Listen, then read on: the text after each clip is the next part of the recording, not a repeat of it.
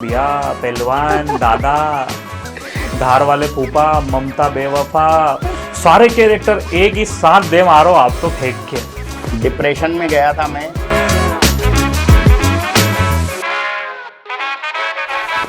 हाँ भैया, राम राम, स्वागत है आप सभी का दी इंदौरी शो में। और आज का जो हमारा एपिसोड होने वाला है, जो हमारे स्पेशल गेस्ट हैं आज के, कहीं ना कहीं क्या भैया, हमारे पहले एपिसोड में आपने उनको देखा है, तो फिर से हमारे शो पर स्वागत है। भाई साहब, आपका बहुत बहुत स्वागत है, रंजीत जी कौशल।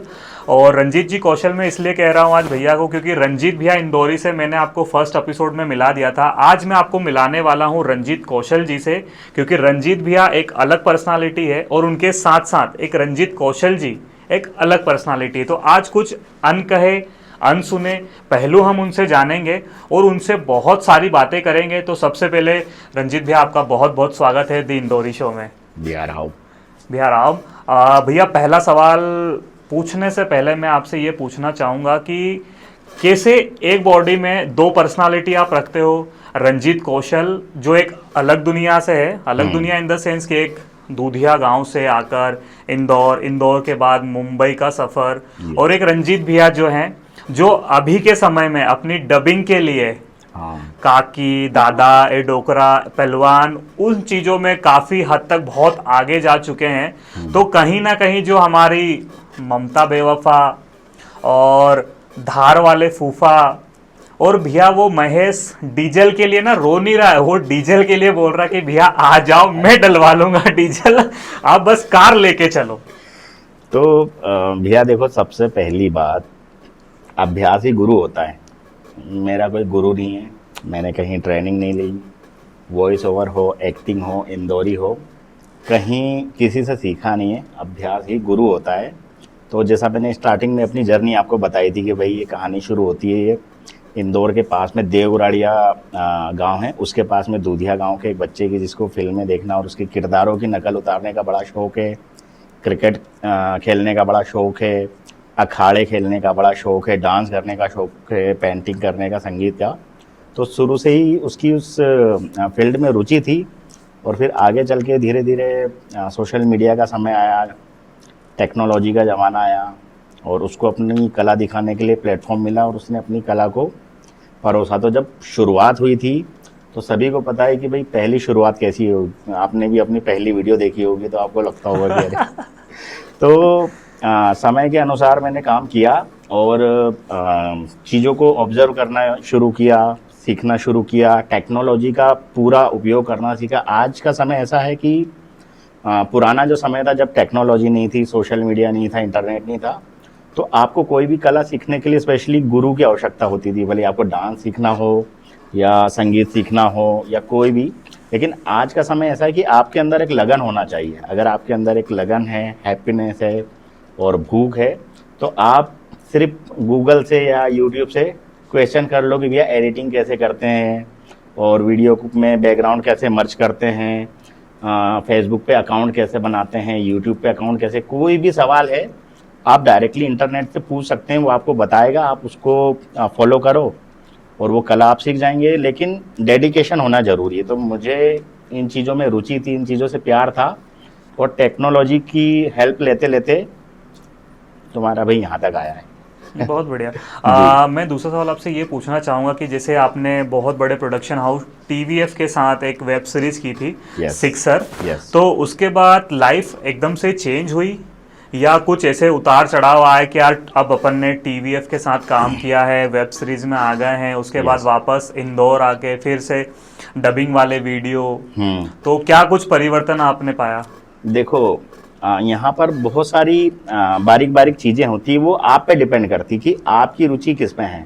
आपको अगर बड़े पर्दे पे जाना है तो वो मानसिकता एक अलग होती है, आपको छोटे पर्दे पे सीरियल्स वगैरह करना है, वो मानसिकता अलग होती है। और सोशल मीडिया जो होता है वो प्लेटफॉर्म अलग होता है। तो आपको मज़ा किस चीज़ में आता है? अब जैसे जो थिएटर किए हुए, जो मंजे हुए कलाकार होते हैं, वो अधिकतर छोटे पर्दे या बड़े पर्दे की तरफ ज़्यादा उनका रुझान होता है। और मैंने शुरुआत करी थी अपने करियर से, सोशल मीडिया वाले से, तो उन्हीं में रुचि थी। हालांकि सभी का सपना होता है कि हम बॉलीवुड में जाके अपने कला का प्रदर्शन करें और एक बार बड़े पर्दे पे अपने आप को देखें। तो वहाँ गया मैंने वहाँ की दुनिया देखी, बहुत कुछ सीखने को भी मिला। और बट ये जो बच्चे हैं या जो भी दर्शक देख रहे हैं कि भैया वो लाइफ अलग होती है, वो प्लेटफॉर्म अलग होता है, वहाँ वहाँ कुछ भी अलग नहीं होता है। हम लोग मोबाइल से वीडियोस बनाते हैं, माइक लगा हुआ है, माइक को यूज करते हैं, सेम चीज़ें वहाँ होती है कि मोबाइल की जगह बड़ा कैमरा होता है, माइक लगा हुआ रहता है, और बिना हिचकिचाहट के, बिना किसी संकोच के, जो आपकी पर्सनैलिटी, जैसे मैं रंजीत भैया इंदौरी वाला कैरेक्टर लेकर ही गया था और वहाँ पर उसी की डिमांड थी, तो बिल्कुल कॉन्फिडेंट तरीके से मैंने अपना यही कैरेक्टर वहाँ रखा। और वहाँ पर एक बड़ा डायरेक्टर था, मतलब एक नहीं, तीन तीन डायरेक्टर थे, बड़ी टीम थी, बहुत चकाचौंध भरा माहौल था। लेकिन मैं अपने आप को वहाँ पर बिल्कुल सहजता से फिट कर पाया, क्योंकि मुझे अपने आप पे भरोसा था कि भाई आपको जो कैरेक्टर आप यहाँ पर सोशल मीडिया पे आप पब्लिक के सामने रखते हैं, सेम चीज़ आपको वहाँ रखनी है।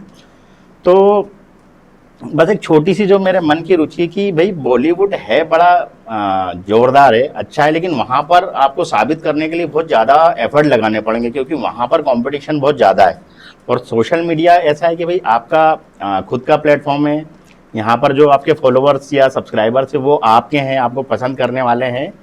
तो मैं इसको बेहतर मानता हूँ, मेरी जो रुचि है या जो जहाँ मुझे मज़ा आता है, तो सोशल मीडिया बहुत अच्छा है, लेकिन यदि आपको अपनी प्रोफाइल मजबूत करनी है और करियर में बहुत सारी चीज़ें ऐड करनी है, अपनी प्रोफाइल मजबूत करनी है, तो फिर अगर आपको बॉलीवुड बुलाता है, ओटीटी बुलाता है या छोटा पर्दा बुलाता है, अगर आपको लगता है कि भाई वो आपके लिए कोई प्रोडक्टिव काम कर सकता है, तो आपको बेशक वहाँ पर जाना चाहिए। हालांकि मैं यहीं पर संतुष्ट हूँ, वहाँ पर जितनी आप रोजी रोटी बना सकते हैं सोशल मीडिया पे, उससे ज़्यादा बना सकते हैं।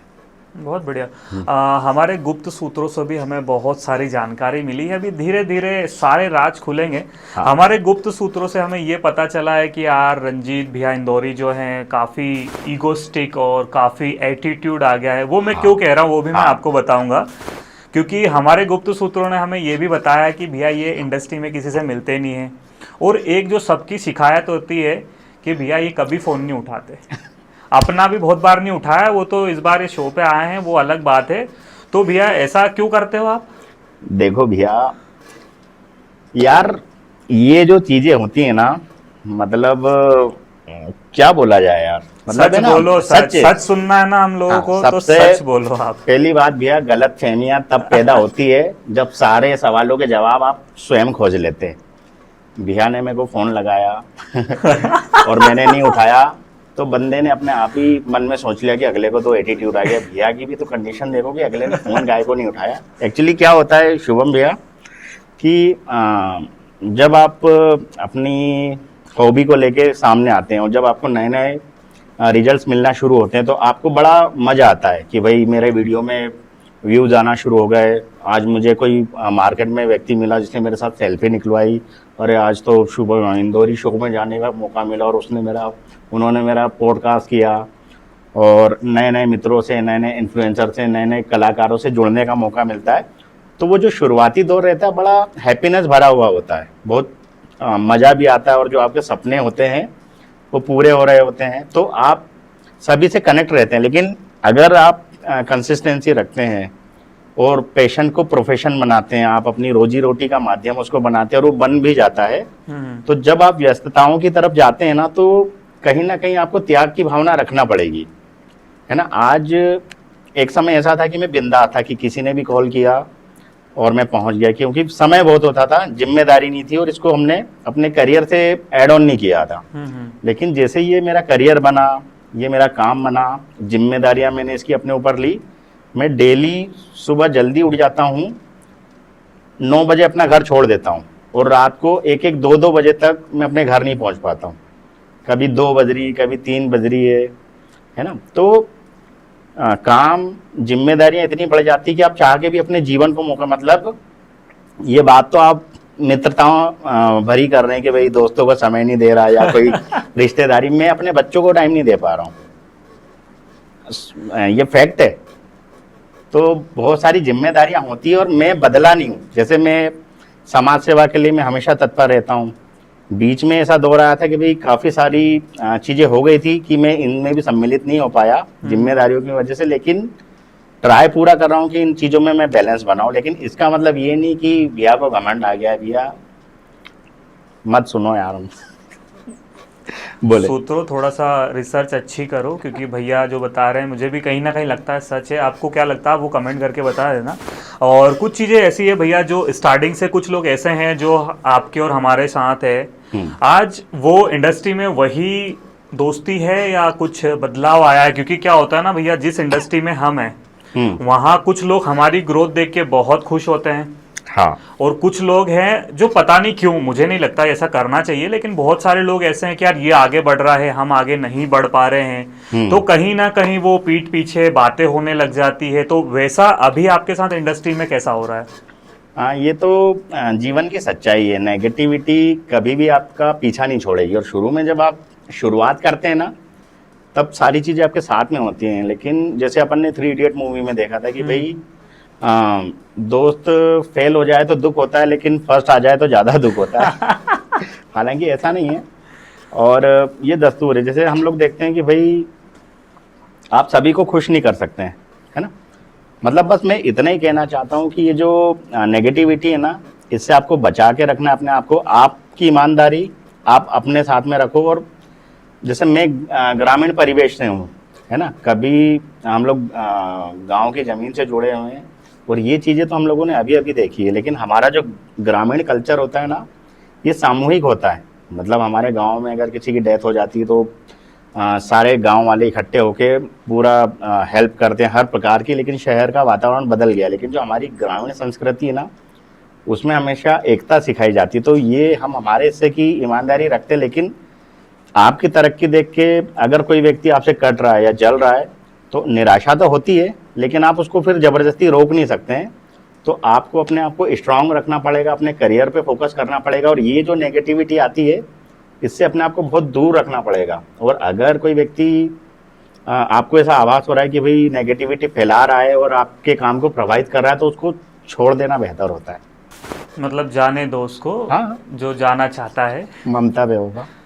ममता बेवफा जहाँ कहीं भी होना है, पॉडकास्ट देख के ये बंदे का अपने को इलाज करवाना है। बहुत सारी चीज़ें ये आपके बारे में भी बोलेंगे शो पर भी। भैया मैं आपसे ये पूछना चाहूँगा कि जैसे जैसे जैसे हम जर्नी में आगे बढ़ते हैं, नए नए लोग हमें मिलते हैं, तो जो हमारी पुरानी चीज़ें होती है, जो हमारा बेस होता है, जैसे कहीं ना कहीं आप भी अभी डबिंग में ज़्यादा अपना टाइम दे रहे हो, प्रमोशनल वीडियो, क्योंकि रोजी रोटी चलाना है, घर भी हमें देखना होता है। तो जहाँ से हमने स्टार्ट किया था, लाइक हमारे जो कैरेक्टर्स आपने जो बिल्ड किए थे वो सिर्फ आपके ही है, आप उनको कोई कॉपी भी नहीं कर सकता आपसे। जैसे ममता बेवफा है, धार वाला फूफा है, महेश टवेरो वाला है, तो वो ट्रैक कहीं ना कहीं आपसे भी छूटा हुआ है? बिल्कुल छूट गया है भैया। और हालांकि देखो लाइफ में काफी सारे उतार चढ़ाव आए। अब आपको पता है कि व्यक्ति फोन नहीं उठा रहा या भाव नहीं दे रहा है, बट मेरे जीवन में क्या चल रहा है, क्या उथल पुथल चल रही है। आपको पता है कि मम्मी गए, पापा गए, बड़ी बड़ी बीमारियों से गए, और बहुत सारा पैसा और समय खर्च हुआ। तो ये पर्दे के पीछे की कहानियां हैं। तो ये कैरेक्टर छूटने के पीछे भी मानसिक स्थिति का सही होना बहुत ज़रूरी है। जब तक आपका मन स्थिर नहीं है ना, आप काम नहीं कर सकते। तो ये चीज़ें मिस हुई है। इसके 2 रीज़न है। एक तो मम्मी पापा वाला जो मैंने आपको बताया, तब मैं बड़ा मानसिक रूप से टूट गया था, तो थोड़ा सा मैंने ब्रेक लिया था। उसके बाद में क्या हुआ कि ये चीज़ें समय मांगती हैं।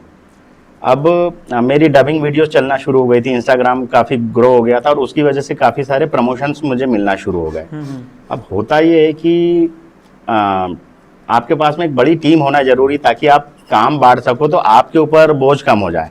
तो मैंने सीमित लोगों में काम करना शुरू किया, तो उस वजह से बहुत सारी चीज़ें मुझे खुद को ही देखना पड़ती थी, तो उसके कारण मुझे समय नहीं मिल पाया। अब रोजी रोटी चलाना है, क्योंकि मैंने बताया कि भाई बहुत बड़ा आर्थिक लॉस झेल के मैं यहाँ तक आया। अब मुझे प्रमोशन मिलना शुरू हुए, तो उन चीज़ों की भरपाई करने के लिए मैं प्रमोशन की तरफ आया, जो इंस्टाग्राम पे मिल रहे हैं, आप सभी देख ही रहे हैं। तो उन वीडियोस की तो इंस्टाग्राम ग्रो हो गया, और डबिंग वीडियो चल गई, लोगों को बहुत पसंद आने लगी। और आप स्वयं देखने वाले कि भाई आपने 20,000 फॉलोअर्स का केक काटा था, मैंने 10,000 फॉलोअर्स का केक काटा था। तो ऐसे सनन भगी डबिंग वीडियोस के कारण मुझे नंबर मिले। तो बस पारिवारिक जिम्मेदारियां और दाल रोटी के चक्कर में वो चीज़ें काफ़ी पीछे छूट गई हैं। लेकिन सिर्फ इतना ही बोलना चाहूँगा कि बहुत कुछ नया आने वाला है, वो बहुत अलग तरीके से आएगा, सरप्राइज। देखा आपने क्या बोल रहे हैं भैया हमारे की प्रमोशन आप देख रहे हो भैया, मैं भी देख रहा हूँ, हाँ आप भी देख रहे हो, सबके पास अपने पास हिसाब है भैया कितना छाप रहे हैं। एक सवाल पूछूं, हाँ हाँ महीने का कितना छाप रहे हो? भैया बस एक टाइम की चाय और 2 टाइम की दाल रोटी मिल जाती नहीं, है। दाल रोटी पनीर तक तो आ गए होंगे। देखो बॉस, क्या होता है कि आप एक परिवार को लेके चल रहे हैं, आपकी जीवन शैली जैसी होगी, खर्चे भी वैसे ही होंगे। और मैं तो यही युवाओं से बोलना चाहूंगा कि भैया आप तो ईमानदारी से काम करो, पैसा कौड़ी मत देखो, है ना। अगर आप पैसे को देख के टारगेट करोगे कि भाई रंजीत जैन इंदौरी ने प्रमोशन करना शुरू कर दिया है और हमको भी प्रमोशन मिल जाए, हमें भी पैसा कमाने का मौका मिले, बहुत कड़ा संघर्ष होता है। आज आप स्वयं देखने वाले हैं कि 2015 से मैं स्ट्रगल करते हुए आ रहा हूँ और अब मुझे कुछ आर्थिक सपोर्ट का वो चीज़ें मिली है। और मैं अभी इतना पैसा नहीं कमा रहा हूँ जितना भ्रामकता फैली हुई है मार्केट में। वो बात मुझे पता है भैया, लेकिन कुछ लोग ऐसे होते हैं ना हमारे जो बिल्कुल डायरी पेन लेके बोलते हैं कि अरे एक वीडियो का इतना लेते हैं तो महीने का इतना हो जाएगा। हाँ। और दूसरी चीज़ भैया, जैसे आपने 2015 की बात करी तो मैं काफ़ी चीज़ों से अवगत हूँ आपकी कि लाइफ में आपकी क्या हुआ है। तो एक किस्सा है भैया का, वो भैया शायद बताना चाहे ना बताना चाहे, लेकिन मैं पूछूंगा जरूर। हाँ, एक दौर था 2015 का भैया, जब शायद आपने सुसाइड भी अटेम्प्ट किया है। वो देखो क्या है यार, मैंने बोला ना नेगेटिविटी से अपने को दूर रहना है।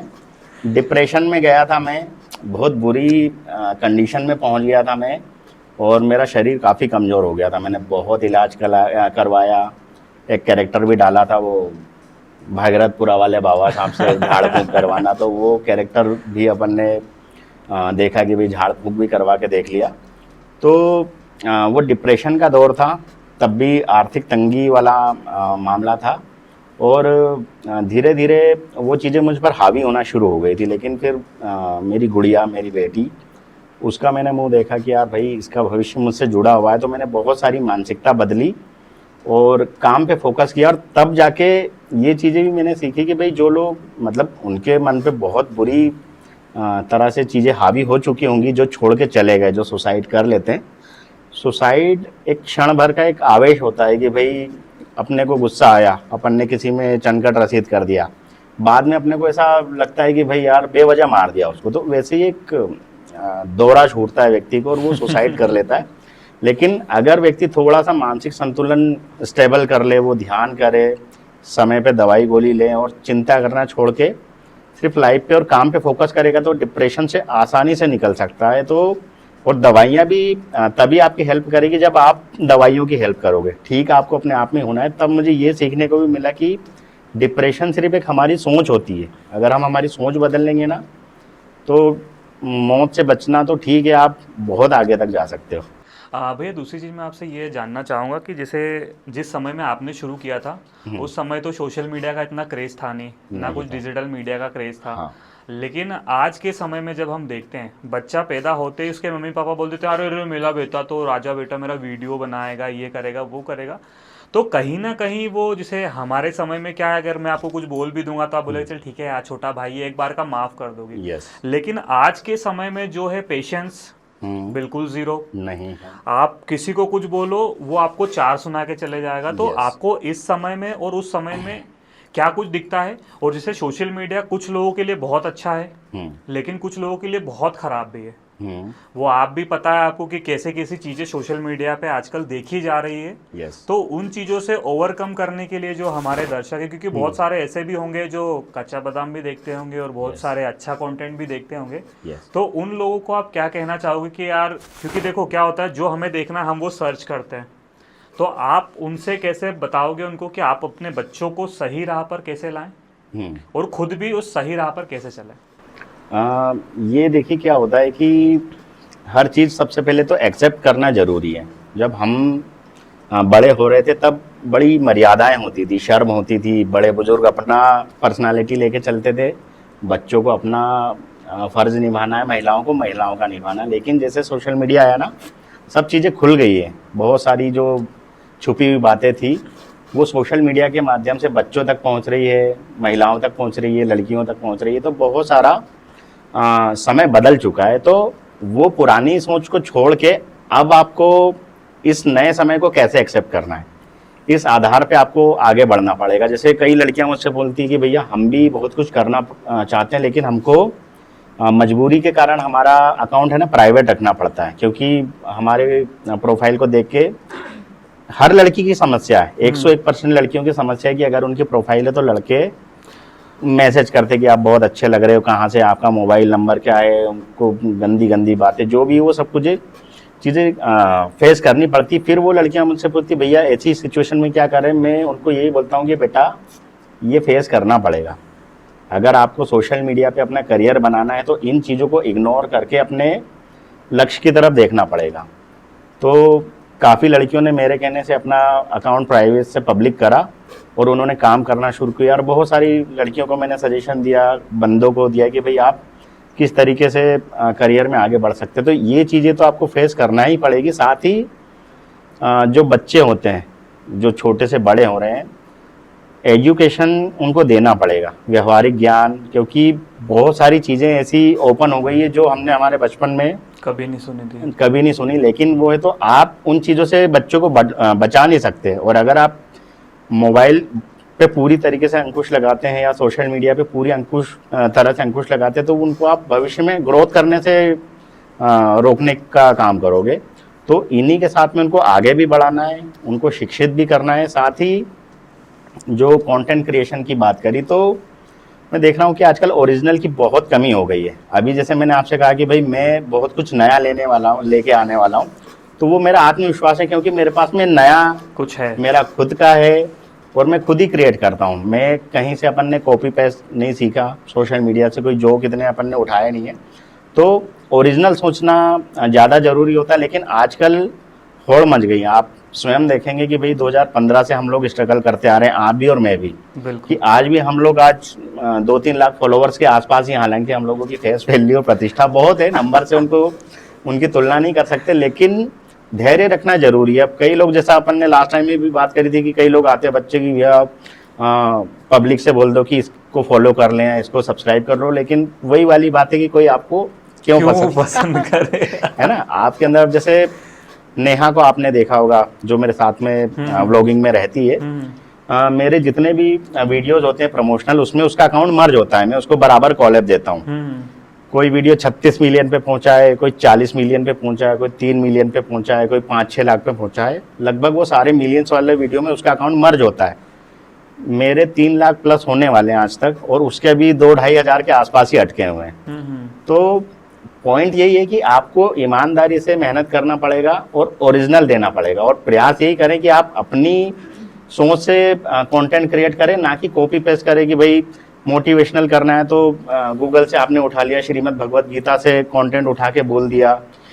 अच्छी बात है बोलना, लेकिन कॉपी करने की परमानेंट आदत नहीं डालना है। आप बीच बीच में चीज़ों से प्रेरणा लेके चीज़ों को कर सकते हैं, लेकिन गूगल से जोक उठा के उसकी रील बना देना या किसी का कंटेंट चुरा के किसी का, इन चीज़ों से बचना चाहिए। और आप जितना ओरिजिनल करने का प्रयास करेंगे, जितना अपनी क्रिएटिविटी को बढ़ाएंगे, उतना बेटर आपके अंदर से निकल के आएगा। भैया जैसे आपने बताया कि ओरिजिनल कंटेंट क्रिएटर की बहुत कमी है, बिल्कुल सही बात है, लेकिन आजकल का जो समय है भैया वो सबको चाहिए खटाखट फटाफट वाला, कि जितना जल्दी काम हो जाए। तो आजकल मेहनत कोई करना नहीं चाहता है, तो कॉपी पोस्ट दिए जा रहे हैं। तो एक पॉइंट और यहाँ पर है भैया कि सभी को लगता है कि भाई सोशल मीडिया से बहुत सारा पैसा कमा लेते, फलाना यूट्यूबर इतना कमा रहा, वाला इंस्टाग्रामर इतना कमा रहा, फलाना आर्टिस्ट तो यहाँ से इतने पैसे कमा के निकल गया। यार ये सोच रखना बहुत अच्छी बात है, लेकिन अगर आप पूरे जीवन को दांव पे रख के सिर्फ ब्लाइंड खेलेंगे, हर पेरेंट्स की अपने बच्चे से उम्मीद होती है कि भाई हमारा बच्चा आगे चल के हमारा बेहतर भविष्य बनाएगा, खुद का भी बनाएगा और हमारा भी जीवन संवारेगा। लेकिन बच्चा क्या होता है कि लालच में आके सोशल मीडिया की तरफ ओवर एक्साइटेड हो जाता है कि यार नहीं, यहीं पे मुझे करियर बनाना और यही मुझे पैसा देगा और लाखों में देगा, मतलब मैं महीने भर में बंगला खड़ा कर लूँगा, फलाने ने भी करा था।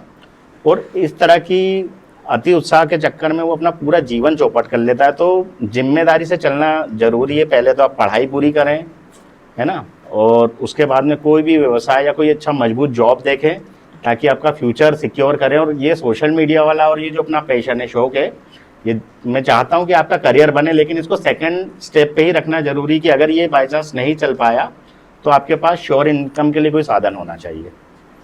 बिल्कुल सही बात है। और भैया आज का समय ऐसा भी है ना कि लोग किसी को देख के बहुत जल्दी इन्फ्लुएंस हो जाते हैं कि अरे यार ये Yes. लंबी लंबी गाड़ियों में घूम रहा है, कोठी बंगले, मजे ही मजे। मजे ही तो वैसे जो मानसिकता वाले बहुत सारे ऐसे लोग होते हैं कि जो जो ऑलरेडी जॉब में है, वो जॉब छोड़ के स्टार्ट कर दिया, बोले यार उन्होंने ऐसा कर लिया था तो हम भी वैसा कर लेंगे। तो जो अभी आपने बात कही है वो उन लोगों के लिए है भैया कि सबसे पहले आप अपने एजुकेशन पर ध्यान दें। उसके बाद जो आपको लग रहा है अगर कि एक सेफ इनकम आपके पास आ रही है, उसके साथ साथ आप करते रहे। भैया ने भी सेम वही किया, भैया का एक व्यवसाय भी है घर पे, राइट। सेम मैंने भी वही किया, जॉब के साथ साथ चालू की चीजें। लेकिन जब लगता है कि हाँ यार अब स्टेबल इनकम पे हम आ गए हैं, तब आप अपना जॉब छोड़ के फुल टाइम प्रोफेशन में आ जाइए। और मैं यहाँ एक और चीज़ बोलना चाहूँगा, यदि आप हम लोगों को प्रेरणा के तौर पर देखते हैं, आप शुभम भाई को देखते हैं, हम लोगों का बेस बना हुआ है। देखो भैया, हम खेती बाड़ी वाले हैं, हमारी बहुत सारी खेती बाड़ी है, भैया की भी है, साथ ही हम लोगों का व्यवसाय भी है, इनकी भी जॉब और व्यवसाय है। इसके बाद में तीसरे नंबर पे सोशल मीडिया। 2021 में तुम्हारे भैया ने छोड़ दी। हाँ, लेकिन इनके पास में साधन है कि ये हाँ, अभी रेगुलर stable इनकम है। कर सकते हैं। तो हम लोग भी अगर आपके प्रेरणा स्रोत हैं तो आप इतना समझ लो कि हमारा बेस बना हुआ है। तो हम अंदर से कॉन्फिडेंट रहते हैं कि यदि हमारी इस महीने इनकम नहीं हुई या 2 महीने भी नहीं करी तो हमारा घर चल जाएगा। तो यही कहना है कि आप सोशल मीडिया की तरफ ब्लाइंड मत खेलो बस। हाँ, अपने को देख लो कि आप कितना कुछ कर पा रहे हो, क्या आपकी अर्निंग उस लेवल तक आप ले जा पा रहे हो। क्योंकि होता क्या है ना भैया, जैसे आज किसी ने अकाउंट बनाया, Yes. आपको मैसेज किया, मुझे मैसेज किया, भैया स्टोरी डाल दो, मेरे फॉलोअर बढ़ जाएंगे, मैं पैसे कमा लूंगा आपकी वजह से। तो भैया ऐसा नहीं होता है। आपको जब तक आप मेहनत नहीं करोगे, पता है, एक लास्ट पॉडकास्ट अगर आपने सुना हो तो उसमें एक बात कही थी हमारे गेस्ट ने कि मरे बिना स्वर्ग नहीं मिलता पहलवान। यस। तो स्वर्ग में जाने के लिए आपको मरना पड़ेगा। और मरना वो नहीं कि आप सीधे मर जाओ और स्वर्ग चले जाओ, वो वाला नहीं। अगर आपको किसी भी फील्ड में आगे बढ़ना है तो उस फील्ड के गुरु बनो, सीखो, किसी के साथ रहकर सीखो चीजें। और आज के समय में क्या कुछ नहीं मिलता इंटरनेट पर, लेकिन शर्त ये है कि आप सर्च क्या कर रहे हैं। ज़्यादा तेज हो रहे हो ना, वो सर्च नहीं करना। सर्च करो कि आपको आपकी लाइफ में सफल कैसे बनना है। तो आज हमारे शो में जो रंजीत कौशल जी हैं और रंजीत भैया दोनों आए हैं हमारे शो पे, तो भैया आपका बहुत बहुत धन्यवाद, क्योंकि आपने आपके इतने कीमती समय में से इतना कीमती समय हमारे लिए दिया। भैया लिफाफा नहीं देंगे अपन, क्योंकि ये बात अपनी पहले हो गई थी, दोस्ती यारी, भाई साहब है अपने बड़े, इसलिए अपने शो पर आए। तो भैया बहुत बहुत धन्यवाद। आप हमारे व्यूवर से और इंदौर शहर की जनता से क्या कुछ कहना चाहेंगे? एक अगर मैसेज देना चाहें कि रंजीत कौशल और रंजीत भैया की जर्नी से अगर आप कुछ सीख सकते हैं। वैसे भैया यही बोलेंगे, वैसे मेरी लाइफ से कुछ सीखने का है नहीं, लेकिन फिर भी मैं चाहूँगा कि आप लोगों को बताओ कि आप इनकी लाइफ से क्या कुछ सीख सकते हो। अंत में बस यही कहना चाहूँगा कि आप मुझसे ये सीख सकते हैं कि मुझे जहाँ पर मैं आज हूँ उससे बचपन से प्यार था, है ना। तो पॉइंट यही है, जैसा अपन ने 3 इडियट मूवी में देखा कि जिस चीज़ में आपको मज़े आते हैं उसी को अपना करियर बनाओ। तो मुझे नहीं पता था कि भाई इंदौरी मुझे भविष्य में क्या देने वाली, बस मैंने बिना सोचे समझे इंदौरी भाषा में, इंदौरी लहजे में कंटेंट बनाने का फैसला किया। मैंने उस दिशा में काम किए। शुरू में बिल्कुल भी सफलता नहीं मिली, फिर धीरे धीरे मिलना शुरू हुई, और आज भी स्ट्रगल चल रहा है, वो कभी ख़त्म नहीं होता है। लेकिन मेरी ईमानदारी ने मेरी जो हॉबी थी उसने मुझे OTT तक भी पहुंचाया, TV ऐप तक भी पहुंचाया। एक बॉलीवुड की बड़ी फिल्म में एक छोटा सा किरदार निभाते हुए भी नजर आऊँगा, और भविष्य में बहुत सारी चीज़ें आना शुरू हुई है, तो वहाँ भी मैं आपको दिखूंगा। लेकिन उसका सार सिर्फ यही है शुभम भैया कि मैंने बिना दिमाग लगाए दिल से काम किया। बहुत बढ़िया। मतलब यहाँ पर हम ये भी कह सकते हैं कि आप सिर्फ आपके कर्म करिए, फल की चिंता छोड़ दीजिए। वाह। मेहनत होगी तो रिजल्ट ज़रूर मिलेगा। तो भैया आप इंदौरी भैया आए हैं, तो एक कुछ इंदौरी में हमारी ऑडियंस के लिए हो जाए कि भैया पहलवान दादा, धार वाले फूफा तो भैया ज़्यादा नहीं, लास्ट में सिर्फ 2 ही लाइन कहना चाहूँगा कि किसी का फेवरेट रहता है तरबूज, न किसी का फेवरेट रहता है आम। और इंदौरी शो के सभी महान साइंटिस्टों को, रंजीत भैया और हमारे शुभम भैया की भैया राव।